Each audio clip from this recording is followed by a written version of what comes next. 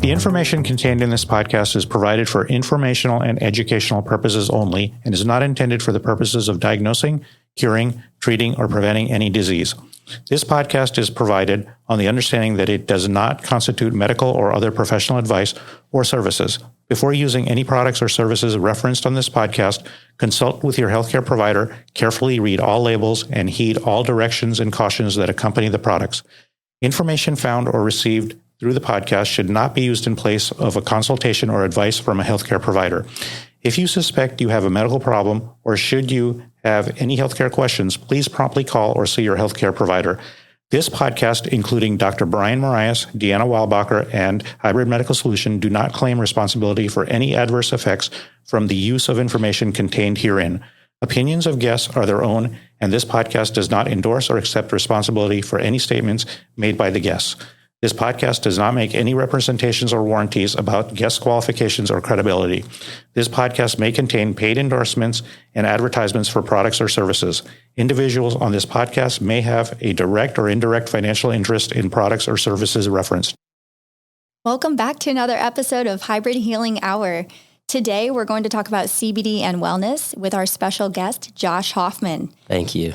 So, Josh here is an entrepreneur with a passion for the health and wellness industry. His roles include business analysis for a Fortune 100 company, cannabis sales and sales management training. He provides consulting services to cannabis startups and to established cannabis companies alike.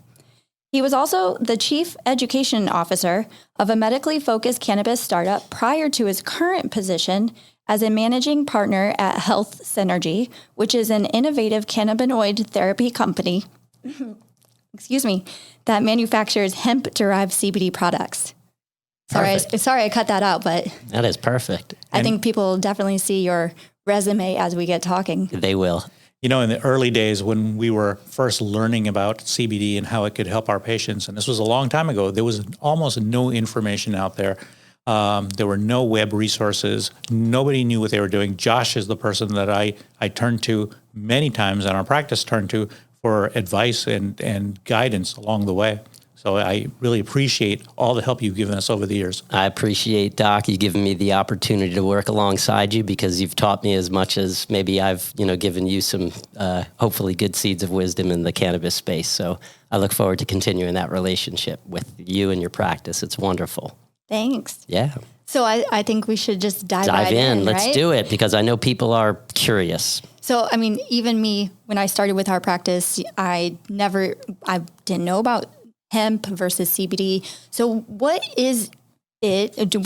Are they the same thing or what's the I've heard both terms. Yes. Clarify that because a lot of people like myself, when before I even knew what hemp or CBD was, thought that marijuana and hemp were the same plant. They're actually two different plants. So they come from a genus called Cannabis sativa L. It's like same tree, different branches. One branch is marijuana. The other branch is hemp. What's the difference? Well, marijuana is still a controlled substance, Schedule I substance, 1970 Controlled Substance Act. It when it grows, it has an abundant amount of THC, which is the psychoactive ingredient in the plant that gives people that quote unquote high, and very low CBD. So that kind of medicinal compound that's non-intoxicating is almost non-existent in marijuana. Now, we flip the switch when we talk about hemp, because hemp is just the opposite. When it's grown, it has an abundant amount of CBD, legal since the 2018 Hemp Farm Bill. It's non-intoxicating, non-habit forming, and there's almost no THC at all, which is why that 2018 Hemp Farm Bill made hemp legal and for the first time recognized the difference between the two plants, because until then, they treated it as one plant. As one. And they're quite different, actually. Correct. And that's pretty amazing that hemp has been in usage in the United States since the United States started, yes. Right? And it was until 2018 that it was finally made legal. Right, and legitimized when it used to be a crop that was one of the biggest crops grown in the early 1900s. And here in Kentucky and the middle states, and then what happened? Well, that's for another podcast. Oh, okay. So you answered the question, is it legal? Because we get asked that a lot. And now that kind of goes into another scenario. You said there's a minimal amount of THC in there. Yeah. I've been told before this is to give it a quote unquote entourage effect. Can you maybe go into that a little bit? Like, Absolutely. What's that little bit do? Yeah, in sensitivity of time, let's just say for education's sake, 3 types of hemp CBD extract. One is a full spectrum, one is a broad spectrum, the other one's an isolate. A full spectrum contains all of the compounds in the hemp plant, including, but no more than 0.3% of THC. That's the legal permissible limit. If it's any higher than 0.3% THC, it's actually considered marijuana.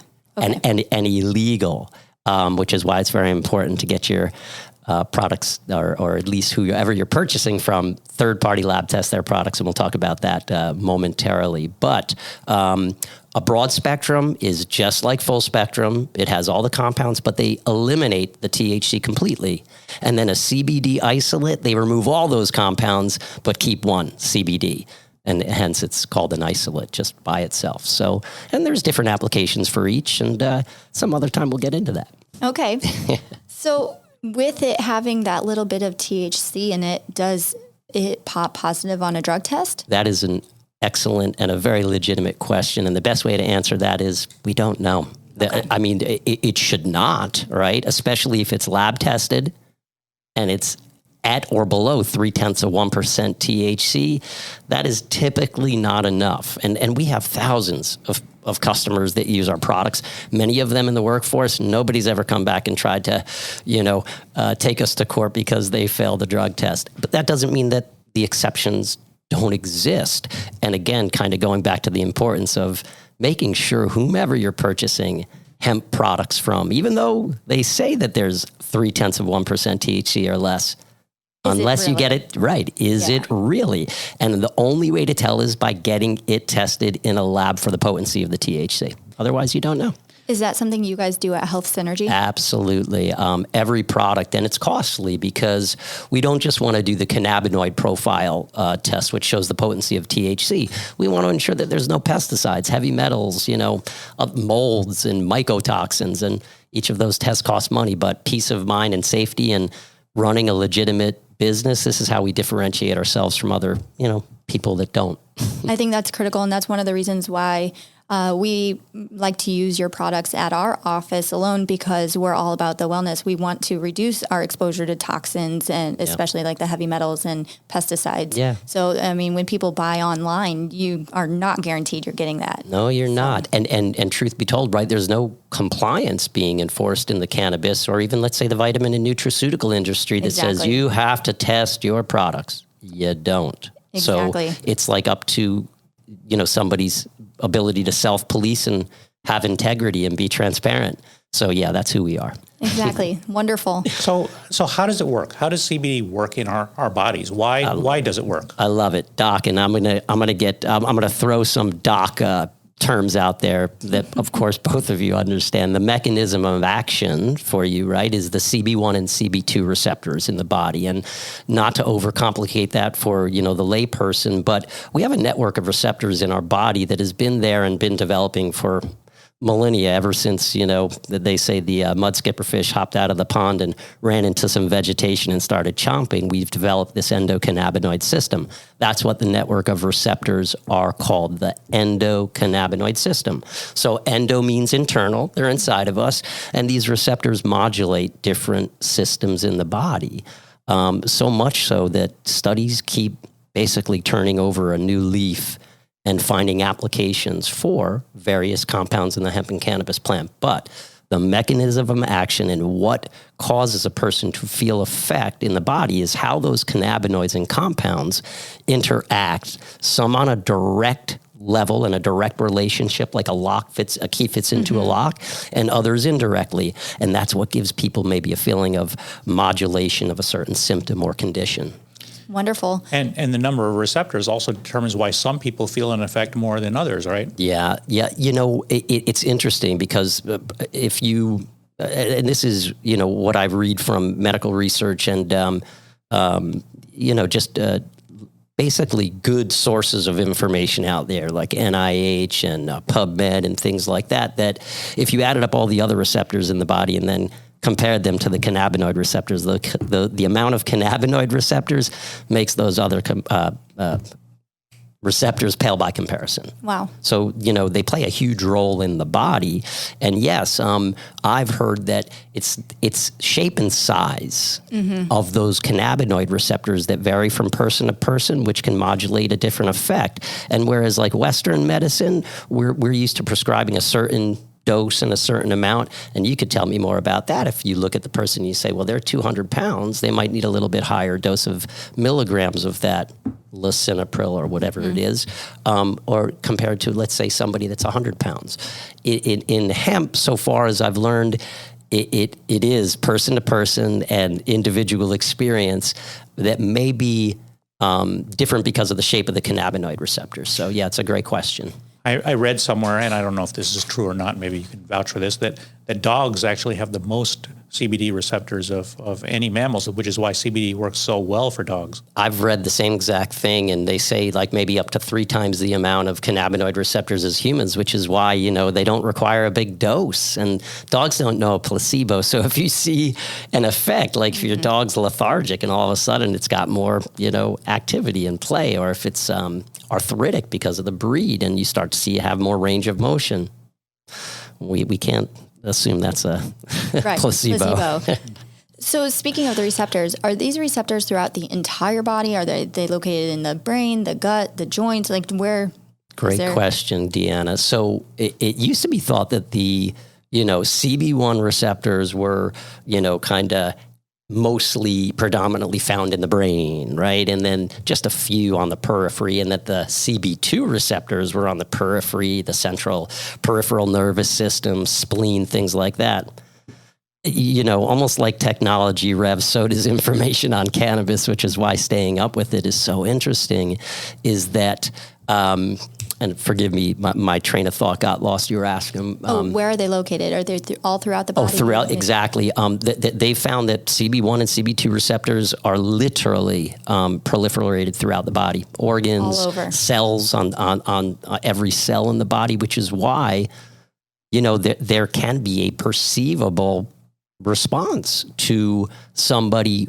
And it's not a silver bullet, right? It takes tinkering, finding the right dose, and even finding the right form factor, which I know you want to go into that as well, until somebody can find, what works best for them.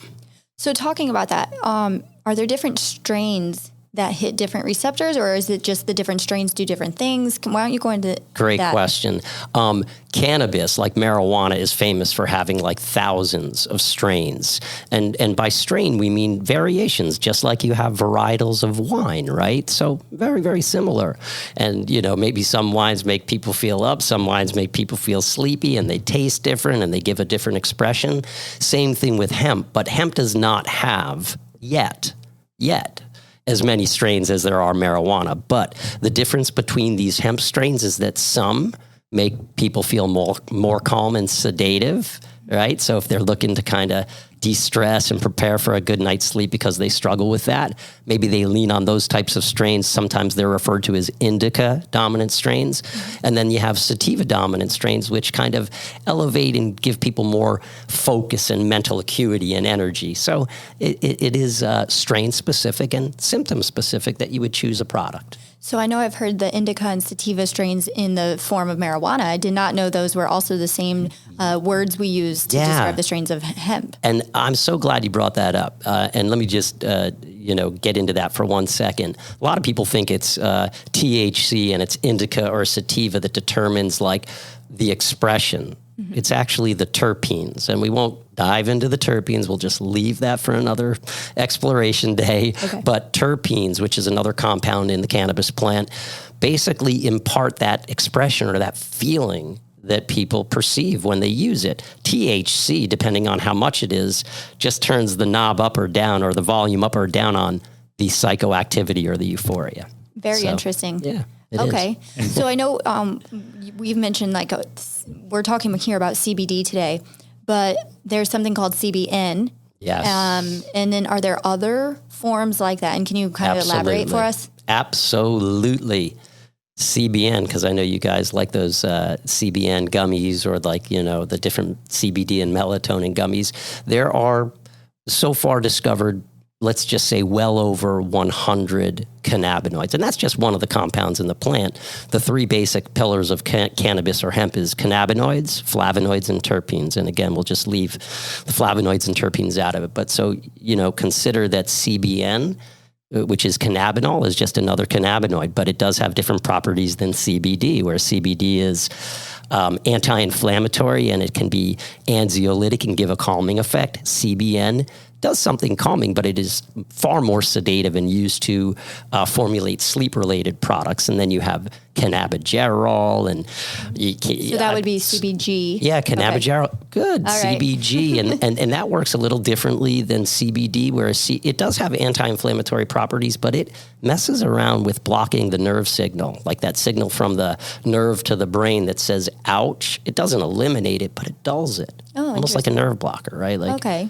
So CBG and CBD combined can be very powerful.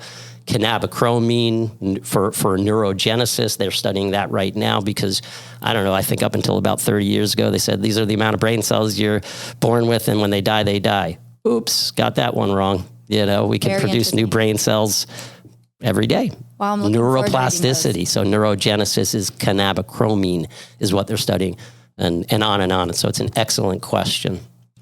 So what forms does CBD come in? What forms can people purchase to use? It is astronomical how it's gone from like you used to just be able to get it in like a tincture form. And for those of you that don't know what a tincture is, I didn't know either 8 years ago, but it's a CBD oil in a bottle that you depress a little nipple that pulls the oil up into the tube and you administer it sublingually under the tongue.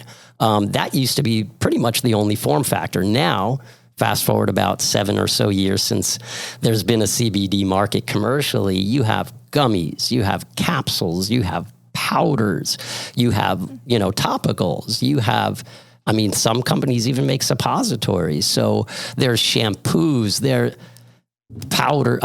It's unbelievable. There's beverages that have CBD in it, and some are gimmicky. I was going to ask that. Yeah, Deanna. Some are definitely gimmicky, but there are like good brands out there that are really focusing on health and wellness and the therapeutic aspect of it, and putting the money in to test it and to formulate it properly. Sure. So lots of different options, and until you try, I don't want to say all of them, but if you're using CBD and you haven't had success yet, it may not be the CBD. It could be, the brand or the manufacturer, but it could also be the form factor. So just to have an open heart and an open mind that you're willing to explore, but always seek medical, opinions. And if you're unsure, ask your doctor. They'll tell you. And if they don't know exactly, maybe they'll point you to a good resource. But fortunately for Dr. Marias and Deanna and the whole crew over there, they are very well versed in cannabinoids. So we also tell our patients to buy a small trial-sized package first. Give it a try, see, because it may not work for you. And that doesn't mean it's not going to work. That means you have to keep trying until you find one that does work. I agree. I would give the same exact advice. That's awesome. So what form, I guess, would you recommend for somebody who is struggling with that anxiety or different, let's go into kind of different points of interest? Yeah, that's a great question. So I would say the three biggest reasons that we see at Health Synergy when they come into the store and we ask, what are you here for? Because we don't just sell them a product. If they've been a customer of ours for 7 years, they pretty much know, but we still go, hey, how's it going? How's it working? Anything new? Once we establish what it is, then if it was anxiety, let's say, it can be acute anxiety where it just comes on, or it can be chronic where you live with it all the time. But be that as it may, when somebody's feeling anxious, they typically want a fast solution. So I would recommend either a tincture that's sublingual administration, because 15 to 20 minutes in, they can feel potentially, right, an effect and a calming effect. If they want to inhale and they don't have, a predisposition to that, or a thought about that in their head that, that's bad. And there are reasons why inhalation is not the best form factor, but it is the fastest. way to administer CBD in the body. It's literally 1 to 2 minutes. So that could, and it doesn't have to be burned like combusted. It can be vaped, which still may cause a little agitation of the lungs, but it's far better than lighting something on fire. So, vape, you know what? And I failed to mention that before as another form factor when Doc asked. Vape is a very popular form. It's discreet. It can be just taken with you on the go. And again, it's fast effects. And remember that a vape can be CBD too, meaning people aren't using it to get high, right? They're using it as a medicinal, supplement to whatever else they may be taking. And let me just say this right now before, in case I just forget or don't have the opportunity, hemp CBD products are not a replacement for prescription medicines. Anybody that tells you they are should probably not be in the business and they should get their head checked. It is an adjunct to what your doctors prescribe for you because your doctors know you best. So I say that, and that might shock some of you because maybe you think I'm here to sell CBD. I'm not. We're here to educate, and that's the most important thing. So if you have doubts, consult your doctor, but don't ever go off your medication because somebody told you that CBD is going to replace that for whatever condition or symptom you might be treating. And a lot of people who use marijuana also don't realize that the CBD part of marijuana can actually modulate the effect of the THC. Yes, sir. Absolutely. It took me a while to know that or figure that out and just happened by reading, but CBD can have a counteractive effect on THC. So if somebody overconsumes, for lack of a better word, because you really can't overdose from marijuana. We'll go into that some other time. Yes, you can get very high and scare yourself and get paranoid, but you're not impacting any receptors in your brainstem that control breathing and respiration like opioids. So, but again, another time. But I think it's this is something that, again, as an adjunct to these therapies is spot on. Absolutely. And can be spot on when used under the right, guidance and with the right expectations and, the right product for the person. So I know marijuana can be used for seizures. That's a big thing that kind of got, I think, it boosted, I shall say. Yeah. Can hemp or CBD alone be used for that? So Epidiolex is probably what you're referring to as the first cannabis-approved medicine regulated and, approved by the FDA, which is a big deal to regulate symptoms associated with certain seizure disorders. Dravet syndrome, intractable seizures and things like that. And maybe not everybody knows the story of Charlotte's Web, right? Charlotte Figi, who unfortunately passed away a few years ago, but she wasn't even given, 2 or 3 years to live because of these terrible seizures that she was having every day. And that basically kind of commercialized the way for hemp and CBD, especially in relation to seizure disorders, that it may have a positive impact on symptoms related to those. So it's a case-by-case basis. I will say Epidiolex on average with insurance costs, I want to say around $33,000 a year. And it's CBD isolate. Oh, wow. I can give that to you for a lot less on a yearly basis. I promise you.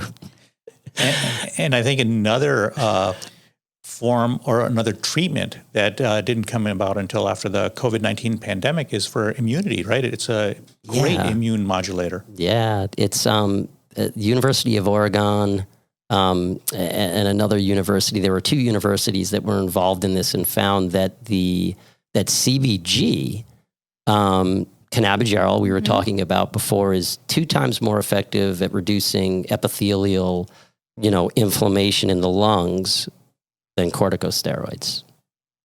That's amazing. Yeah.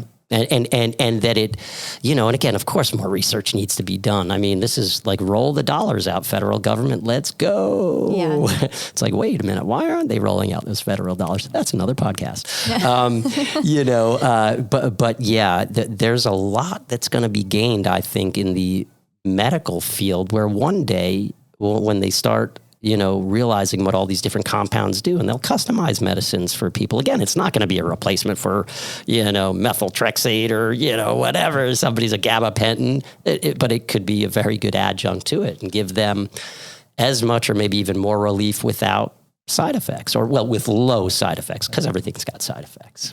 So what's all the hype about Delta-8? Oh my goodness.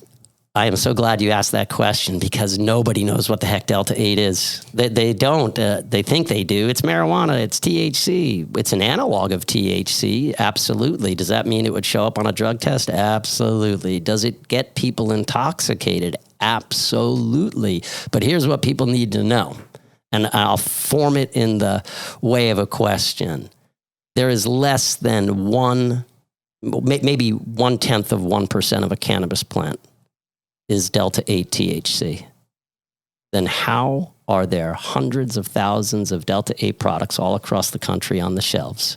Right. You would literally need football fields of hemp to fill a thimble of Delta-8 THC.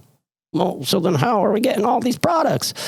Well, folks, I hate to burst anybody's bubble, but they're converting other cannabinoids like CBD into Delta-8 or Delta-9 THC into Delta-8 through a chemical process known as isomerization. One of the reasons why many states are up in arms, because it's an unregulated industry, and who the heck is making it? It better be somebody scientific with a chemical background and a biology background, because if it's Grandma, Joan making it in next to the bathtub gin, right, you're going to be left with a lot of chemicals inside there. But again, going back to the importance of third-party lab testing, not just a hemp CBD product, but a Delta-8 product. So through the conversion of cannabinoids, they are making Delta-8 products in all sorts of different forms. And here's the other reason why it's going crazy, because it does not require a person to have a medical marijuana card to be exposed to THC. Hallelujah. And if you're 21, you can go buy it. So you can get it in gas stations and you can get it in CBD dispensaries. So be careful where you buy it from. I would never go to a gas station and ask for medical advice. That just makes me laugh out loud. But I mean, I always see the ephedrine or burn pills as whatever. I'm like, Yohimbe and goatweed, and it's like in these little vials, and people are like, "I'll take 2." I'm like, you don't even know what's in it, man. I don't. It's crazy, but they sell. So I know. Crazy. I mean, that's snake oil we could have, right? Yeah. So what's the difference between hemp oil and hemp seed oil? About $30. No, I'm kidding. So this is a great question, because people come to the store, and some people are first timers, and we love that, because we have a lot more work to do to expose people to us and serve the community in a larger manner. But, the difference between hemp seed oil and hemp CBD oil is that hemp seed oil is basically produced by pressing hemp seeds. There are no cannabinoids or flavonoids or terpenes in hemp seed oil. So you're not getting an extract from a hemp plant. You're getting an oil from the hemp seed. But all of those, wonderful medicinally beneficial compounds in cannabis are in the plant. Right. So, but is hemp seed oil bad? No, it's got omegas, omega-3, omega-6, plant sterols, it's wonderful. Great for the brain, great for the body, but there's no CBD, which is why you can pay $15 for it in any supermarket you shop at. CBD oil comes from the plant itself and contains all those medicinal compounds, depending, again, whether it's a full spectrum or broad spectrum or isolate. And therein lies the difference. They're two completely different things. And most of the products that you see in Amazon and Target and Walmart that are hemp-based are usually hemp seed oil. 100%. And, people get confused. When I first learned about CBD, that's what I did. I went to Amazon, and there was like 30 pages, and I was like, what am I looking at? And I didn't know one brand or manufacturer from the difference. And so it took me at least a week of calling on a daily basis, because I had a need. I had some serious chronic pain in my spine. And so I was like, who's got the best product? My friend told me CBD doesn't get you high, but it's a powerful anti-inflammatory. And that's literally what got me here. So thank you to that friend. Yeah. Another question we get asked commonly is, can you travel? Can you get on a plane with CBD? Great question. And what I always tell people is, hey, yes, you can. It's legal in all 50 states. Keep it, don't take it out and put it in a plastic bag where there's no label or identifying markers on it. You could even carry the receipt with you of the store that you purchase it from.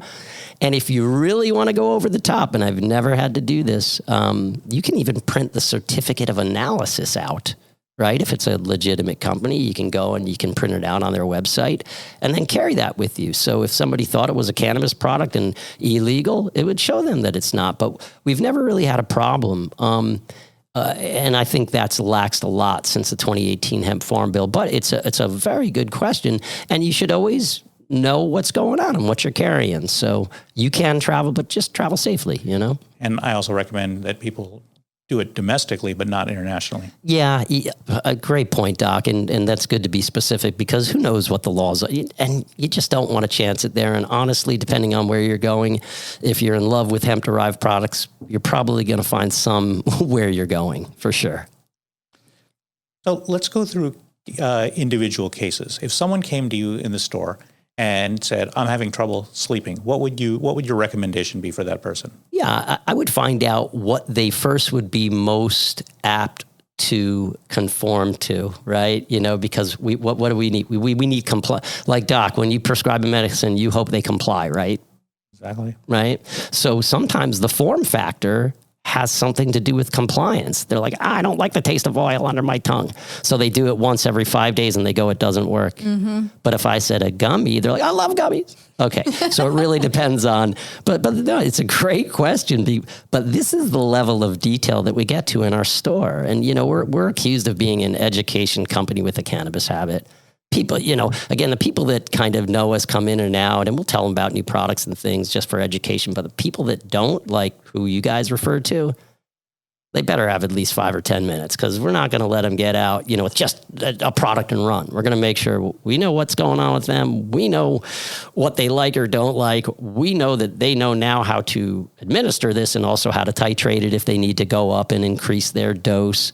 But yeah, it really just depends. But I would, for sleep, I would say a CBN CBD combo. Even CBD by itself it's calming, right? So that may be enough to put somebody in a state where they can sleep. But if you're taking a over-the-counter or prescription med, Ambien, Lunesta, things like that, you may need something a little bit stronger. I love the oil under the tongue because it's quick administration and you have great flexibility in the dose, right? If you start at 0.25 ml, and I can't speak for anybody else, but any of our tinctures have the medical calibrated droppers because we don't want people to eyeball and guesswork this. It's like if you find a dose that works for you, I want you to be able to duplicate it. So I would start with the oil because it's quickest. But if they're not going to take that regularly, I'm going to find another form that they will, and that would be a gummy. And, at Health Synergy, we have the good fortune of being able to manufacture our products and choose the ingredients that we put in there and, do that with specificity in mind for a certain symptom or condition versus just having a general CBD product. And there's nothing wrong with that either. That's like a blanket that can kind of cover a myriad of symptoms. If you're a little sore from working out or sports, it does it. If you get a little stressed, it does it. If you need to calm down and sleep, CBD does it. But we're working with medical professionals mostly, and your customers, your clients, your patients are a whole lot different than your just average person. They have specificity going on. And if they do, we want to try to plug a product into them that is going to hit. It might not be the bullseye, but close enough to that bullseye where they perceive a therapeutic response. Do we get it right all the time? No. But remember, it's tinkering. There's no silver bullet in this. What about somebody that comes in that had something similar to what started your journey, neck pain or spine pain? I'm a fan of systemic things, getting it in your bloodstream. So no matter where the symptom is, you have a better opportunity versus a topical. There's nothing wrong, but it's like localized pain. If I have pain in my shoulder, I can put that topical there, salve or balm, and that's where I'm going to feel it. But definitely for pain, a capsule, a full spectrum CBD capsule. We have a CBD CBG combo, so it gives both that anti-inflammatory and the little kind of nerve blocking effect there to make that that response more pronounced. And so which you bring up a good point, both of you, is that it also depends on the severity of the symptom, right? Because there are different concentrations. Like you could prescribe X amount of milligrams to somebody or Y amount of milligrams to somebody, depending on, what's going on. Same thing. If somebody has low-level symptoms, we don't have to start with a potent, hyper-concentrated CBD product. We can start low and go slow and if everybody would do that, I guarantee you we're going to get to your zone sooner than later. So it sounds like it entails patience. Yeah, patience and patience with the patients, right? Yes. And it's not a miracle. I know you guys hear crazy things on TV and on social media. Stop believing it if you are. So, do the research and talk to your doctor. Can you briefly tell us how it's measured? I think there's a lot of confusion out there. People, when they see the dosing, they're like, but I have a higher dose. Yeah, it's great. And this goes to, the lack of transparency in the industry. So, for example, if let's say somebody is taking a bottle of hemp CBD capsules and it says 750 milligrams on that. A lot of those people, if you ask them how many milligrams of CBD do you take a day, they say, I take a 750 milligram capsule. No, you don't. It couldn't fit in a little capsule. You need a lot more space to get that amount of milligrams in it. But that being said, concentration wise is a huge factor. So you just have to, and by the way, the more concentrated a product is, the more costly it is, right? So it's just to reiterate, then most of the time, the milligrams that are listed on the bottle is the total that are in that bottle. Yes, thank you for closing the loop on that. Yes, so because there's 30 capsules, they're 25 milligrams each, equals 750. If it said 1,500, you have 50 milligram capsules and 30 capsules in there. 50 milligrams times 30 capsules equals 1,500. So it's good to know, because let's just say you want to go find another brand, or you're traveling and you don't have your product with you and you're looking for a 750 milligram capsule. Anybody in the business might say you're crazy, but the ones that know will be like, oh, you mean a 25 milligram capsule? And maybe that's the first time they've heard that. So thank you for allowing me to close that loop. Yeah, it's different from every other medication or supplement on the planet. Absolutely. And, like dosing, and it's different. Like a capsule is a capsule, right? It's 25 milligrams or 50 milligrams. You put it in your mouth, you swallow it, you're done. A tincture, let's say if it's a 500 milligram tincture, well, it's 16 milligrams per 1 ml. And I'll just tell you real quick how you figure that out. Don't worry about it. Don't write it down, and don't worry if you don't remember. There's 500 milligrams in the bottle, and you divide it by 30. 30 mLs equal 1 ounce. So 30, you go 500, divided by 30 is 16.6. We'll call it 16, right? And why is that important to know, to this great question about dosing, is because if you find, a zone where you start to feel effect, it's good to know the amount that you're taking in case you cross over to another product and you want to try to match similar milligrams, even though there's some variety between, if you're taking a tincture at, let's say, 16 milligrams and a capsule at 25, there may be differences because of how it's processed in the body. But these are fantastic questions. And by the way, it's questions that you consumers should be asking the people behind the counter at the places you're shopping. And if they can't answer the question, get out of the store. Just trust me on that. Well, thank you, Josh. I think this has been a wealth of knowledge, and this is exactly what we wanted to give to our patients and our audience. Thank you. Appreciate the opportunity.